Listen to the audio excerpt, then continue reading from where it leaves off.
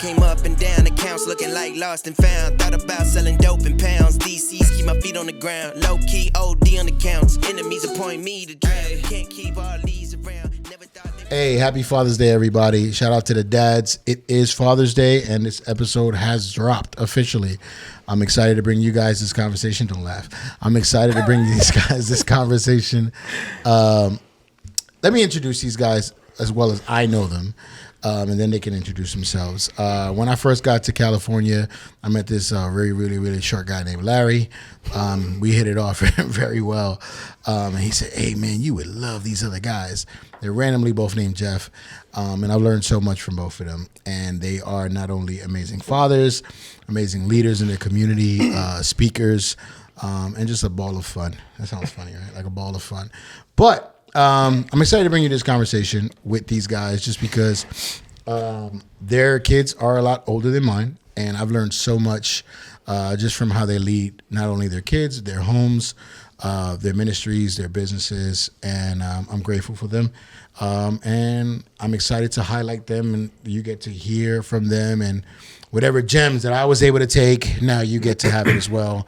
Yeah. And because, you know, like I'm a big deal. They're on my platform. It's going to be like 80 of y'all that are going to watch this. So, but nah.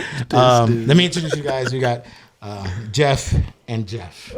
What up, bro? What it do, man? What it do, man? All right. Do you guys want to like a little intro yourselves or no? We're going straight in. No, we straight in. All right. So Yeah, let's get it. Before we dive deep on conversations about fatherhood, like maybe healthy habits, things you've learned, your parents, I want to start with what's one thing that someone listening, especially dads, can take away from this, like ahead of time? Like what's something that is so important that like they should have to pay attention to this one thing while you guys are listening? Make sure whatever the case is. And I know usually this conversation is at the end, but I want to be very intentional about them being able to be present and consistent with the conversation that we're having, and take notes, record it, post it, whatever, send it to a friend, have conversations with other dads about it, something like that. Any one of you guys can go first. I think for me, I would probably say you said the word I was thinking about. It was like learning. Ball of fun. Ball of fun. Well, I mean, technically, like. If you're a dad, you need to learn how to be fun with your kids. Like you can't always be the serious one, but like the biggest word was intentional. Learning how to be intentional in everything that you do. There's a proverb that I stand by. It says like, the greatest mistake that you made is that you think you got time. And I just don't never want to waste any time with my kids, with my wife, with my friends, because we just don't know when it happens. So be intentional with everything you do. That's good. Yeah. I think for me, man, the goal would be that it's never too late to pivot. There was something I saw. It says you're not too old to start over again. You're too old to keep doing the things that you know aren't working. And so for dads, I think the goal for me when we're done by the end of this pod, I want these guys to know it don't matter if you mess your kids up and they 25 years old, 30 years old, it's never too late to be able to pivot if you're still alive. Yeah. What's one way you feel like you've pivoted in maybe like the last year, even with your kids being a lot older, and you're still like making moves to change or grow or whatever? Man, it's been a 4-year pivot for me. Oh, well. Like it's been a 4-year pivot for me. My son now is a senior in high school. My daughter's a junior now. Crazy. I know it's crazy, but I think the pivot that I had to make was learning how to empower his voice. It's been the hardest thing for me because growing up, when you hear tonality and you hear attitude, you immediately assume that your son or your daughter is trying to be disrespectful. Yeah. But it's taken me 4 years, and I think probably just within the last year I've kind of caught it, was that when you ask them like, yo, you need to change your tone, and they say like, what are you talking about? I'm talking normal. You're going to get to that point. Yep. And they literally mean that. Yeah. Like they're like, yo, you said I can voice my opinion. And it's hard when you tell your kids that you want to give them the opportunity to voice their opinion, and then they voice their opinion and come across completely sideways. Yeah. And so how I was raised immediately it's you getting disrespectful immediately. Yeah. But what I had to learn is that they're learning how to voice their opinion, but what they haven't learned is tonality. Yeah. Oh, yeah. Like, how do you use your tone? You can say the right thing, but be disrespectful in your delivery. And so I guess for me, in the last 4 years, it's been a real challenge for me to learn how to empower my son's voice, but also keep the guidelines between, okay, you crossing the boundary right now. You talking, but you talking a little too much. And understanding when he's sharing his heart and he may be frustrated in that, for me not to get upset with him while he's showing frustration and saying, oh, you can't show frustration, because that was something that I was never taught. Yeah. So growing older, I would become passive aggressive. And when I started seeing signs of that in my son, was a moment where I was like, okay, dude, you got to work something out. So I think that for mine, it wasn't just a 1 year pivot. It's been a 4 year pivot for me to actually get to the place where I am now, to where I have empowered my son's voice and my daughter's voice. And as a result of it, I'm watching him learn tonality, how to be able to deliver that. Yeah. That's good. What would be a healthy way to, and this from my perspective, what would be a healthy way for him to use his voice, but also know, like, my no means no? You know what I mean? Like, not like allowing it to just go to a point where, or maybe there is like an open, like, dialogue conversation, but when do you say, like, no, you got to hear what I'm saying? You know, when does that kind of happen in the process, or is it never really like that? No, like when it's like, yo, you're like, you don't have an opinion in this? Is that what you're saying? Like, you don't have an opinion in this, say? Well, he knows if I'm not asking him a question, then you don't, it's not a question it's not a dialogue. It's not a conversation. Yeah. And I think the tension is sometimes y'all know Coco, we call him Coco, my son Jaden, but he's me. He's a linguist. Like he's a negotiator. He's a wordsmith. So he knows how to be able to use that. And so he'll pretend sometimes, or he would in the end, like, man, I don't understand. Well, I'm just confused.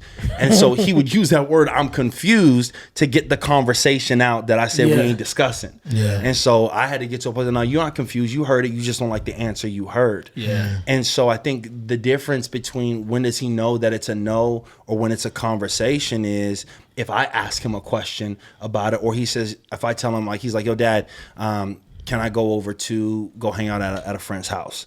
I grew up with, if I said no, then it's no. Yeah. You don't ask no more questions. But for me, I'm like, no, you can't go over there. Yeah. And he's like, here's a question. He goes, may I ask why not? So that's what he says now. And so I say, yeah, so because of this, and this. So after he's asked the question and I gave him a response, there's no need for him to go back and say, but I don't but why? But no, you asked the question. I gave you an answer. Now we moving on. Yeah. But there's other times where he say, man, may I ask, why not? Or, Dad, I'm trying to understand why you said no. Yeah. And so I open up the dialogue. Whereas before, people are like, no, because I said so. And so it doesn't. I found myself saying that too. Yeah. I mean, my kids are a lot smaller, but bro, that's like 95% of America, though, man. Like, I mean, it's so many different parents that say that because again, like, I'm too grown. I don't need to explain myself to you. But it's like my son. I'm recognizing why my son is asking because he's trying to figure out why. Yeah. Did he do something wrong? Did he mess up? And again, there's a level to that where you're like, okay, Dad, can I go there? Nah. Why? Because you've been out and about. Yeah, but Dad, no, hold on. I said no because you've been out and about. And he may say, well, Dad, but it was just, 2 days. I went here and here. I said, no, you've already been out a lot. You've already been doing this. Or he drives now too. So it's like, yeah, bro. So it's like, yo, Dad, I'm going to go kick it. No, you've been gone for the last 2 days at the gym, hanging out with your homies. You're going to stay home. Yeah. And so sometimes it's open for negotiation. Sometimes it's not. Yeah, that's good. I know you mentioned like the similarities between you and him. You guys ever feel like when did you guys first started noticing like the similarities with your kids and yourself, like, that's me, or that's like, I used to do that, and then that serious moment of like, man, I hope he don't turn out this way, or whatever the case is? Definitely when we went, well, I've always seen little parts of my son, but like I think the biggest one that came out was when we first moved to Palm Desert. We were trying to gather all of like our young adults together. So we're playing, it was at Civic Center Park. So we're playing, this is big park, right? So the young adults, they're playing volleyball. And so we're like, all right, cool. We're all in the area. My son's there. My daughter's there. We're good. Well, we look around and everybody's like, yo, where's Uriah? And I can't find him. And so everybody kind of panics. And I said, okay, just wait. And I'm like looking and I'm scanning because I'm like, I got to figure out where my son is. I was like, either he's over there by the swings, he's trying to play basketball. I just know him. And I look and he's underneath the gazebo. And it's a whole family having a party. My man's is in there with a whole plate, bro. A whole plate, fam. Like, chilling. He's like, yeah, this ain't, my dad is over here. Woo, woo, woo. And I'm like, I run over there and I'm like, yo, I'm so sorry. And they're like, no, he cool. And I'm like, nah, I'm sorry. I'm like, son, you don't know them. But he's a lot like me where you can put me anywhere and I'm gonna make friends anywhere. And I was like, okay, let me have this conversation with you, son. Like, I love that you love people. Yeah. However, everybody ain't good. So I need you to come over here. Hey, I love that you want to meet people. And he'll ask he'll have grown men just having full conversation and they just open up their life to him. Like, yeah, he was playing with some dudes like $700 like remote control car, gas powered car. Like he was like, yeah, man, this is how you do it. I'm like, hey, because if you break that, I'm not look, bro. Yeah. But I had to explain to him like, yo, like keep that, love people. That's what we're supposed to do, right? However, you need to be mindful. Number one, you're at that time, even still now, he's only 10. I think at that time he was maybe like 7. So I'm like, you're still Sounds like Jordan. yeah. I'm like, you're still a baby. You know what I'm saying? Like somebody can snatch you up or they can cause harm to you. And so he's like, well, why would they do that? But in his mind, he don't know. He just thinking like everybody cool. They gave him some food. They laughing with him. He telling them stories. And I'm like, look, keep that, but like at the same time, I need you to be mindful. Pay attention to your surroundings. So now where he's at, everywhere he goes, I know he's gonna come back with like 4 or 5 different friends. And I always tell my son, everybody ain't your friend. Like, and also know this, son, everybody don't like you. Everybody don't love you. Like, no, everybody's not gonna love you the way me and your mom do. Like, I'm gonna just keep it real with you, son. Like, it, no matter what you think, it's the facts. Aren't you afraid that he'll start looking at the world a bit differently? No. Like, I feel like for me growing up, the reason why I questioned everybody was because I was told to question everybody. So I feel like that natural love that I did have, it kind of took a back seat to like, nah, you want something from me or you need something from me. And I feel like I ended up like growing up that way, right? So now when I see my son, who's very similar in the sense of like, I want to love everybody, I'm trying not to like jade him. Like, I'm trying to be like, oh, because he don't know. Yeah. So now he's like, oh, my daddy said that you know good. You know what I mean? So like, how does like, and I guess, do you worry about stuff like that? Does like that happen? No, I don't worry about it because like I also let them know like, no matter what somebody may do to you, say about you, whatever, you still love people regardless, right? But I need you to also tap into like having the cognitive understanding that, okay, I can't trust everybody with everything. Yeah. Now, I'm going to love everybody with everything, but I can't trust everybody with everything. Shit, that's crazy because that's different than how my whole thing was like, I'm going to trust you, and if you give me a reason not to trust you, then I'm going to pull back. And I was the same way as a kid. Now, I'm not hopping in nobody's car. Hey, kid, you want some candy? Oh, I trust you, you know? Right. Hey, this white van over here. Yeah, you know what I'm saying? Like, I wasn't like that.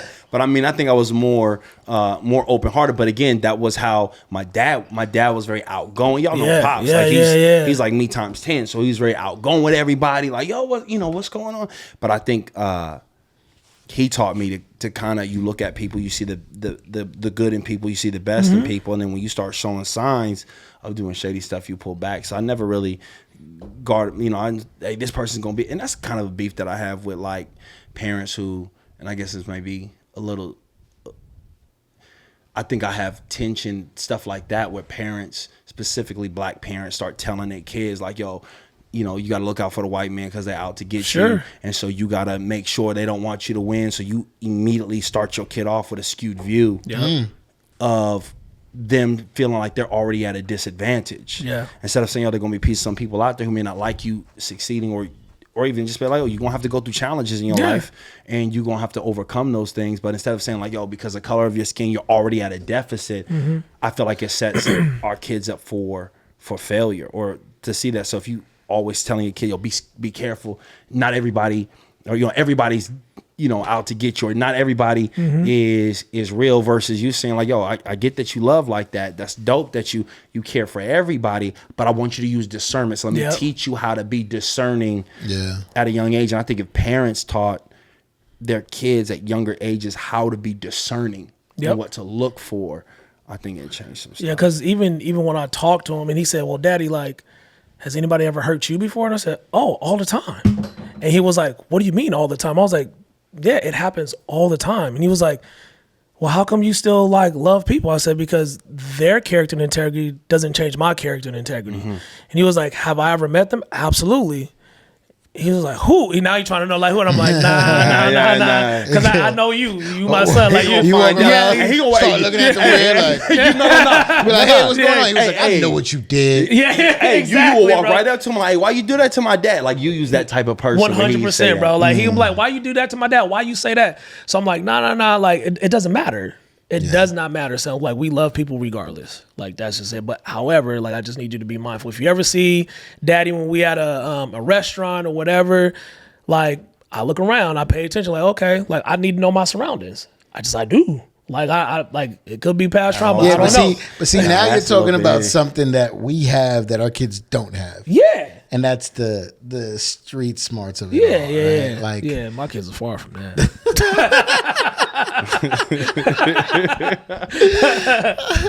But don't you feel like there is a piece that they should learn? Oh yeah. That's why I always take them to like my uncle's house. I take them around like certain family members that like there's been times we've been around certain family and they've been, what's that smell? It smells like a skunk. And I'm like, and we had to tell them what that is. They're like, what's that? Oh, so, it's a drug. They do this. It makes you feel like this, blah, blah, blah. They're like, oh, you really open. Oh yeah, we don't hide nothing. Like if they ask, I'm not gonna lie to you, because I don't ever want you. Like one thing, like I may be a lot of things, but a liar will never be one thing that you will ever say about your dad. Like I asked my dad, he told me. Like my son just asked me 3 weeks ago. So Dad, I know babies don't come from storks. And I know what? From storks. I said, where you get that from? And he was like, well, I've seen it in books. I said, okay. He was like, and I know, like, he was like, Mom ain't married. So where do they come from? And I was like, me and Mommy. He was like, okay, yeah, I get that. And he was like, Daddy, you kiss Mommy all the time. She should be pregnant a lot then. So that ain't it either. And I'm like, well, we're here. So we're here. And I like enough, but not like graphic or anything like that. And he was just like, what? Why would you do that? And I was just like, talk to the Lord about it. I said, but son, when you, I said, when you get older, trust me, when you get older, you get married, you're gonna be like, praise God. Praise the Lord that He created that.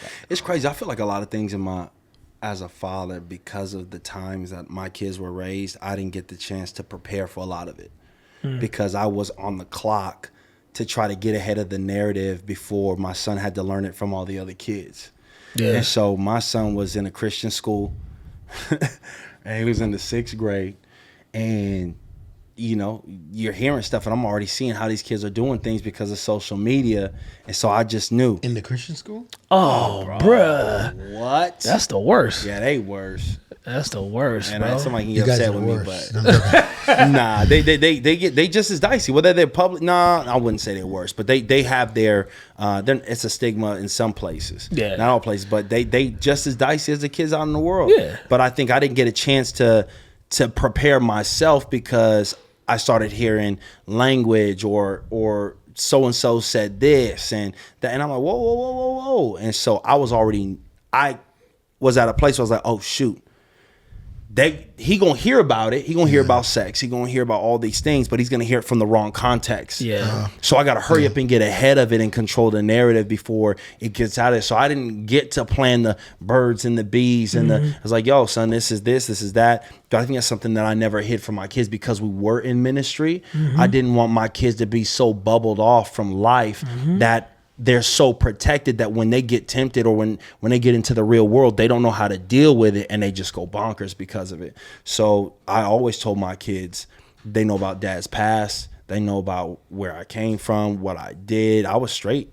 Yeah. From the gate. I think something I've been trying to sit with and learn, because obviously my kids are 6 and 3, is not to shelter them so much that you remove their testimony from them. For sure. And what do you mean by that? Like in a sense of like, if I don't allow them to experience anything, then they're just going to be in this bubble their whole life.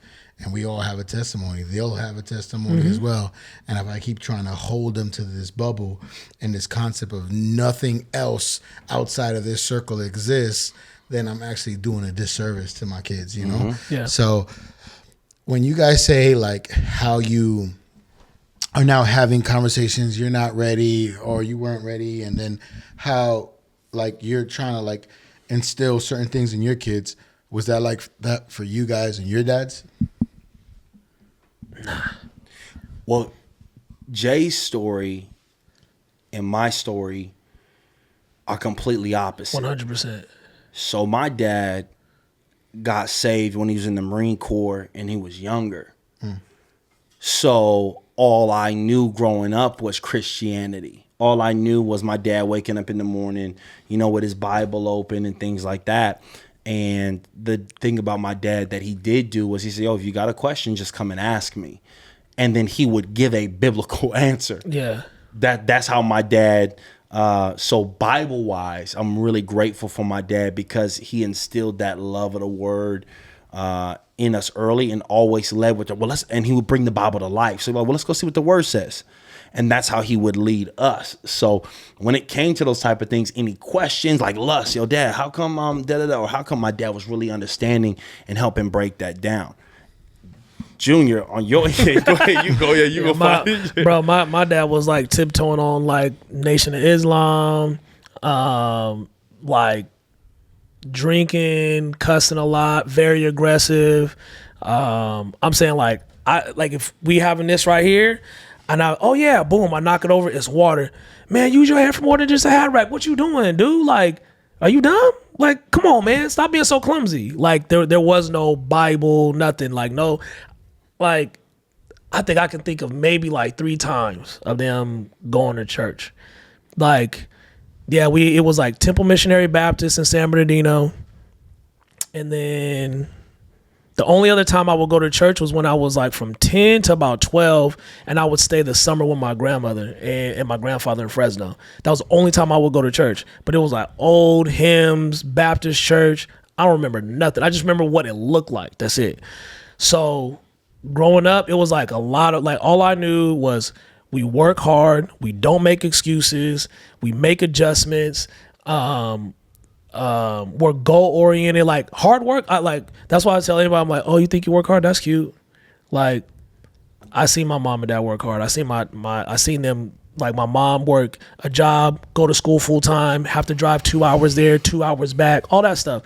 But like it was a lot of like life applicable stuff, but it wasn't like there was no spiritual walk, nothing like that like, but it was weird. Like I always knew God existed though, so it was a different pace for me. Like, but up until like until I was 18. My dad didn't get saved until I was 18. That's wild. Yeah, so I'm saying, bro, like the movies that my dad would let me watch, like in my mind, I'm like, and even still now, me and my dad laugh about, I'm like, dog, I was 11 and you was letting me watch that, and he was like, I'm sorry, son. Charge it to me out my heart, man. I was like, dang, dog. Like, I would never let my son watch this movie, bro. Like, bro, my dad, I was in the 7th, 8th grade. Whenever A Thin Line Between Love and Hate came out with Martin, right?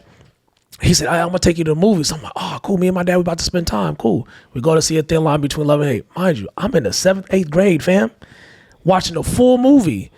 And I said, like, I'm like, all right, cool, whatever. And I said, Dad, what was the point of taking me to see this movie? He was like, because he was excited to take me to see this movie specifically. And I'm like, why? He's like, because I want you to just get one thing out of this movie. Don't never tell a girl you love her unless you mean it. I said, you could have just told me that. Like, I didn't have to. Like, why did I have to experience all of this for you to get to that one point? If you would have just said, like, hey, son, like, sometimes, like, if you say you tell a girl you love her and you don't mean it can cause really harm. But I would have believed you. Like, I was cool. Like, I didn't have to, like, need all that. Now, granted, I'm thankful that I did see it still, but it was just like, So you like the movie? Oh, bro, like, I love all the old hood classics, all of them. But I would never let my son see that movie in 7th, 8th grade, bro. Like, so, like, that was the type of stuff, like, the way my dad, like, when I was in 8th grade going to freshman year, bro, like, if I told you how my dad explained to me, like, sex, you'd be like, dog. And still to this day, I tell my dad, that was the trashiest conversation ever. Don't ever, like, he was like, what did I say? And I was like, I'm not even gonna do you like that, Pops. Like, I was like, I'm gonna just keep that combo to myself. And he's like, yeah, it probably was terrible. Yeah. So, like, yeah, that's how. Sheesh. Like, yeah. I know you guys both have daughters as well. Yeah. What's I don't have a daughter. Thank God. What's that like? As far as, like, do you raise your son differently than you would raise your daughter? Is it the same type of, like, system processes? I'm very analytical right now, right? Is it the same type of, like, oh, this house, this is the rule, they both follow? Or do you find yourself, like, raising them differently, addressing them differently? Oh, this one responds this way, this kid responds that way. Yeah. Like, they're just... He looked right at you. Yeah, they're different. They're different. Like, my daughter... Like, I don't even have to raise an octave on her. All I got to do is be like, hey, love, I need you to understand that's not okay. And she'll be like, all right, Dad, I got you. My son, he's like, well, why? And I just don't understand it. I'm just like, dog, like, I got to answer 101 questions before he's like, oh, all right. Like, she's more responsible than he is. But is that because she's older, or was, like, even when she was his age, she was 100%? Like, Jay can attest to this. Like, when she was 10, like, they would take her and they'd be like, bro, like, she just, like, and Uriah's crazy mature. Yeah, like, just really. Those are our God kids. Yeah, those. So. Yeah. So, so it's like, it's wild, bro. Like, and when they take you, they're like, bro, he has mad energy. Like, my man is like, has 100. He'll ask you 101 questions. Yeah, that's what Nadia loves about you. Like, Yu was he's like his dad. Jay is like an incredible conversationalist. And you use the same way. Uriah is the same way. He'll be like, and I was just thinking, and I want to, and you know, somebody like that who's inquisitive like that, you gotta pay attention because he's talking, and it's easy to be able to tune that out because he's always talking. But that's nurturing a gift that's in him. So. Yeah, he requires, like, I'll just say this, he requires a lot more, like, attention than, like, my daughter does. Like, I spend the same amount of time with both of them, but, like, she just doesn't require that. Like, there's sometimes I'm like, hey, let's do this. She's like, Daddy, we just did that, like, yesterday. I'm cool. That's like, right. Him, he's like, every hour I want to spend with you, right? Mm-hmm. So the way the rules remain the same. Like, the culture is the culture of the home. Right. So, like, if they're speaking a language that's outside of the culture, I'm like, hey, that's not the culture. You already know that. Right. So let's get back to the culture of the home. So I think the answer is absolutely yes. You parent your son and your daughter completely different. 100%. Nobody says 100%. Like, there's times where Amaya, my daughter, wants to go do something, and I'll tell her no. Larry chewing hard. Hey, yo. My bad. All I heard was that. Hey, yo. My bad. Yo. Nah, I think it's true. Anybody tell you they don't, There's stuff that I will let my son do, I won't let my daughter do. Simply, and she's like, why? Because I'm a girl? Absolutely, 100%. because you're a girl. There's, the way boys are built, they're more sturdy. You ain't gonna just like pick up my son and throw him in the car, and my daughter you can do that with. And so I had to teach her, like, yo, I love you the same, but there are things that you can't do because you are a girl. That ain't me being sexist, and she would throw it at me because how sexist is that? But I'm like, you 12, what are you doing? But I think my kids are a lot different. My daughter is me. Like when I say she's me, like emotionally, she's got big emotions, but she got Nadia's spice. So to be emotional and spicy is like the worst combination in the world. Oh my God, what are you doing? My daughter is very emotional, but she's like spicy, big emotions, but she's got an incredible heart, really open, and my son is Nadia's twin, where he's got a heart, but he's also very he got no problem cutting you off, really not necessarily open. If he don't know you like that, he's more reserved. And then when you know him, you find out he's a nut, but he loves hard, but he loves hard, but he's hard on the exterior. Yeah. And so having a daughter for me is something that having my daughter and raising my daughter was the hardest challenge of my life, even including me going to prison. Like me going to prison through the race riots, level 4 prison yard, me raising my daughter between the years of 11 to 14 were the hardest years of my life. Because she's trying to find her validation. She's trying to find out who she is, where she fits. And these little buster boys on Instagram looking at the Kardashians and all these girls who got fake butts and fake boobs. And they go and they try to compare it to my daughter. My daughter's like, yo, I'm 12. Why are you talking about my butt like that? Why you And so then that brings out the other side of me like, yo, who's this cat, doing these things? And so it was challenging because between 11 and 14 were the years as a dad that I had to freaking validate her identity over time as a dad because of what these boys were saying, so that she would know who she is. And so for my son will navigate and be like, nah, they stupid. I'm not listening to you. I'm not doing that. And so you have a tendency of yo, he good. But now that I know a little bit older, my daughter required more time, but my son still required me to check in, even though he was more like, yo, I'm good. Me sitting down like, yo, what's going on? It would take him a little bit more to open up, but I still had to pay attention. Yeah. That's good. What's a moment you feel like you guys got wrong and had to learn from it? My anger. Oh, dog. I had the worst anger. I felt like I was broken as a dad, that something was wrong with me because when my son was younger and my kids were younger, I didn't feel the love that I watched other dads have for their kids.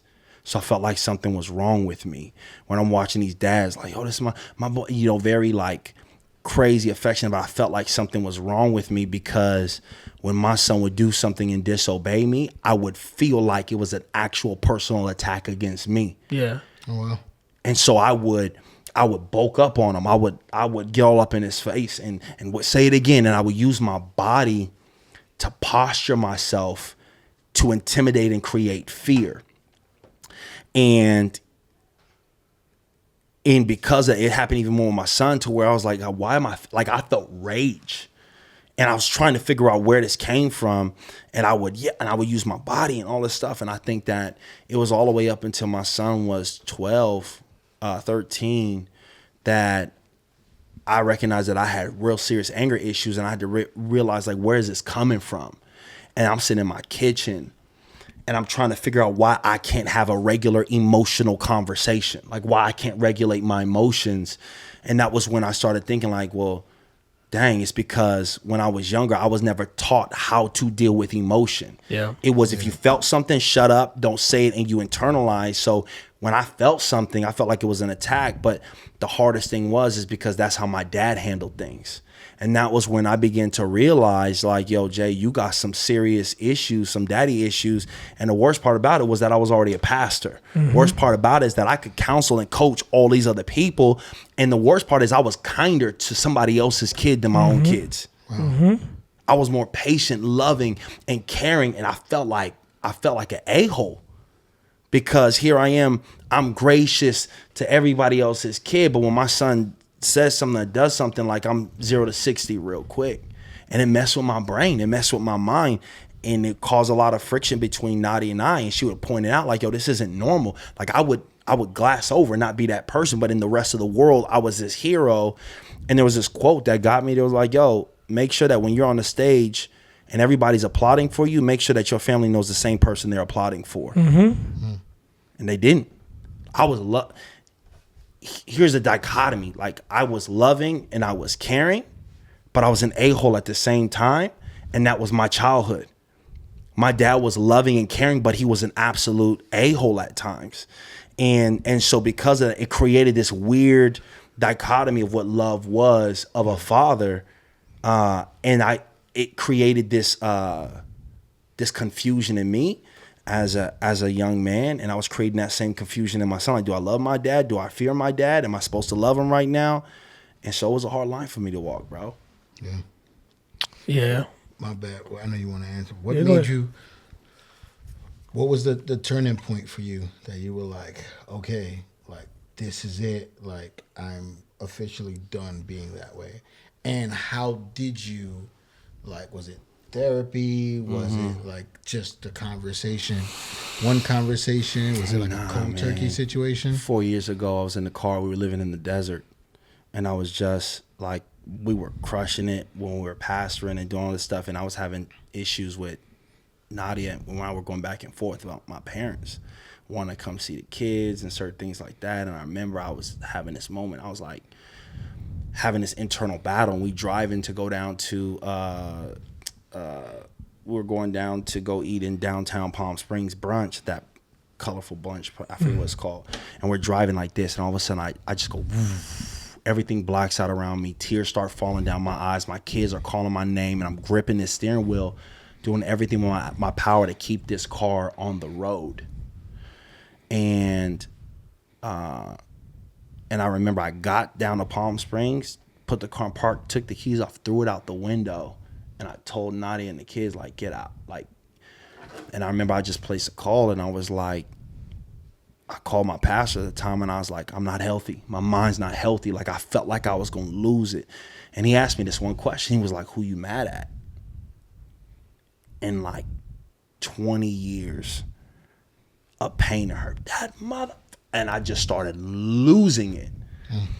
And that began the process of me finally getting to the truth of what I felt when I was younger, what actually went down. And then I had to confront my dad. Like, I had the hard conversation of me confronting my dad and my mom about some stuff. And that release allowed me the opportunity to start dealing with it, being honest with it. It wasn't easy. And I had to, we had to go away. Nadia and I had to go away. I had to go away for a little bit to be able to deal with that. But I had to recognize that I'm not going to take on general consequence. Everybody talks about generational curses, but there's generational consequence. Yeah. And generational consequence means that I may not have started it, but if I carry that behavior into my life and into my kids, now I'm dealing with not a generational curse, a generational consequence. I chose to take that anger on. I chose to take that frustration on. And now I'm going to transfer that into my son and my daughter's life. And they're going to have to battle the same demons that I battled, not because God didn't set me free or give me the power to do it, but because I chose to take on that type of behavior. And so I finally just said, no, I'm done with it. I hated the dad I was. And I remember they were like, well, what type of dad do you want to be? And this dad in my head was this cool, calm, collected dad. This dad, because that's me naturally. I'm just like, go happy, go lucky, like chill with, and I wanted to be this loving and caring dad in my mind. And so I broke down. I was like, Lord, you're going to have to teach me. And you're going to have to change my heart because I'm angry and I'm frustrated. And I got this from this, but I need you to rewire my brain to know how to do it. So what I did was I gave my kids permission to tell me, yo, dad, like, you doing too much. You OD right now. Like, and it was hard for me at first, but I had to empower them to say, like, when I cross that line, my son would be like, yo, why are you looking at me like that? Like, he would say certain words and things to me that would, like, and so I had to give them permission to say, like, dad, you doing too much. Like, or dad, not like, yo, why you bugging? Like, no, they were like, yo, dad, why are you yelling? Like, Dad, why are you doing this? There have been times when I messed up and I was like, no, you don't tell me what to do. And then they'd be like, well, you told me to talk to you. I talked to you. Now you get mad because I'm talking to you and I'm just going to shut up. And it took the power of the Holy Spirit to change me, man. Like, that didn't come from just me. It was literally God's word. Watchman Nee said that God, this is a quote that he put in his book. He said, God doesn't change people. He puts Jesus inside of them, and Jesus changes them through the power of who he is. And so when Jesus is in your life, when the Holy Spirit's moving, he allows you to operate in a way that your flesh wouldn't do it. And so I had to get real about my trauma. I had to give my kids permission to speak the truth when I was wilding out, and I had to allow the Holy Spirit to remove it from me and not validate and want to be right more than I wanted to do what's right. That's good. That's good.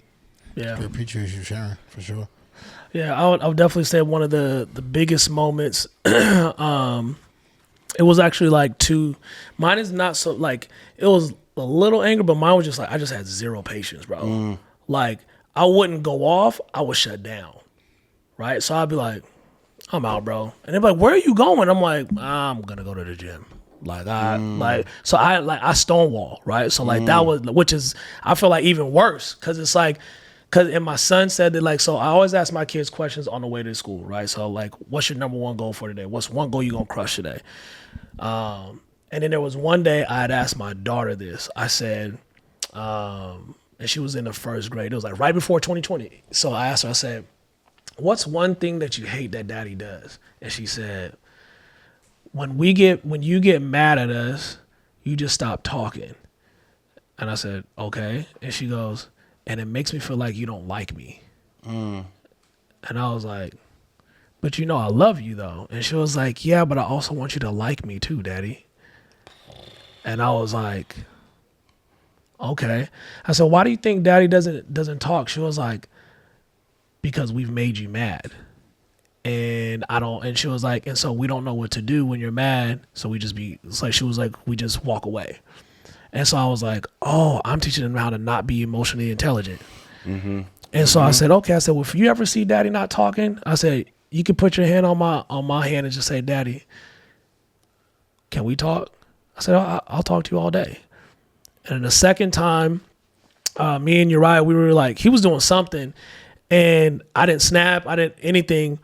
But just like how my dad used to get in my face and be like, I'll never forget, there was one moment he got on me heavy and he was in my face like, whoa. And I was probably like 10. And I said, and in that moment, I remember telling myself, I will never let my son feel like this. I'll never let my son feel like this. So my son was about like 7, 8 years old. He was doing something he had no business doing. And I didn't respond the same way. But have you ever like pictured yourself doing something, but you don't do it? Yeah. Like absolutely. It was that, right? In my mind, I literally pictured like what I could do. Right?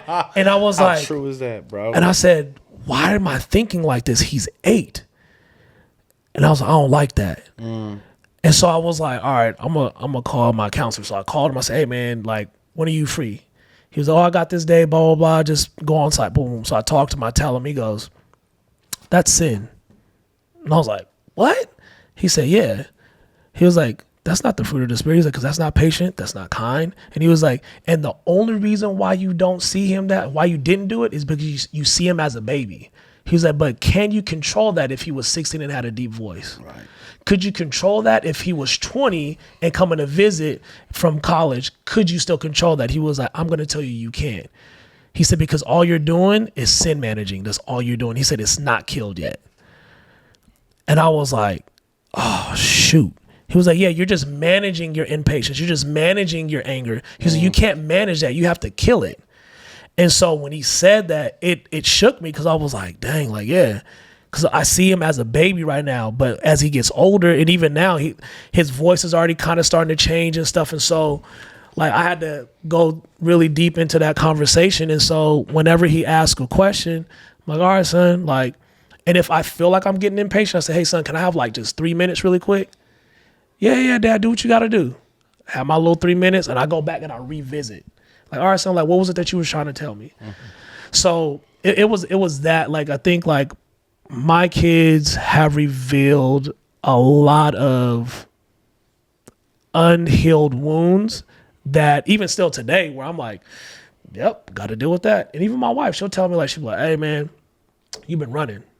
And because you've been running, you ain't been spending time with them. This is why Uriah's acting like this. This is why Sarai's acting like this. All right, you right, cool. I got you. So I'm thankful that, like, I have a wife that's like, we're and Jay will tell you, like, me and my wife, we're super transparent with each other. Like, sometimes you be like, hey, bro, like, why y'all talk to each other like that? Like, why y'all so, like, heavy? But, yeah, like, those have been, like, 2 big moments that I can remember. Yeah. Pablo's giving me the cue to wrap up. But I want to, I really appreciate you guys sharing. Yeah, I want to switch it up a little bit, right? Let's say your kids 10 years from now hear this pod, watch this pod, hopefully. What's something you would want them to get out of the conversations you're saying right now, the things we're speaking about?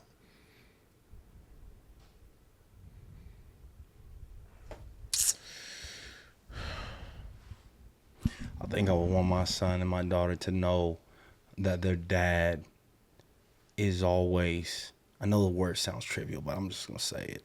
Like, I'm always trying to be a good dad. Mm-hmm.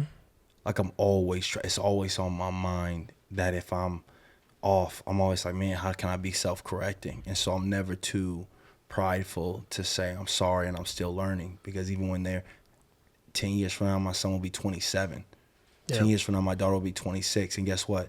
I'm still going to be learning how to be a dad of a 27-year-old and a 26-year-old. I'm going to learn how to be a dad to a 35-year-old and a 40-year-old. And so I'm always learning, and I'm trying to break. It's like 2 battles. You're trying to fight your own demons that you got, and also fight the demons of the stuff that you're still trying to let go of. And so it's a duality, but I'm always going to keep trying to keep fighting to become better. Mm-hmm. I'll definitely say, like, I think my dad is forever evolving. Mm-hmm. He's always growing, and he's gonna always be a forever learner of me. Like, I'm always trying to study my kids. I ask them tons and tons and tons of questions. Like I said, I ask them, like, I always have like 3 questions for them on our way to school, like on our way to church. I have 3 questions that I always ask them, and so I want them to know, like, Daddy always wants to learn you, not because he's trying to police you, but because he's trying to, like, be a better dad for you. And so, like, as much as I'm trying to learn them, I want them to be closer to me too and trust me. Yeah, that's good. My last question for you guys: what's a small everyday moment that means more to you than people or your kids or family would realize? Small everyday moment. When my kids come into my room and they just lay down on the bed and they just want to be close to us. My son would come in the room and kick a soccer ball around. My daughter would just come in the room and lay down, and we all just laughing and joking. That means the world to me. I want time to just freeze in those moments. That's good. I'll probably say, and I know it goes away as they get older, but the excitement that they get when I walk through the door, that never gets old to me, even if it's just for the day. Like, they even see me all day, but they've seen me every day, but it's like, for whatever, Dad, what's up, Dad? What's up? And they just, and I'm just like, oh, okay. Like, y'all still love your boy. All right.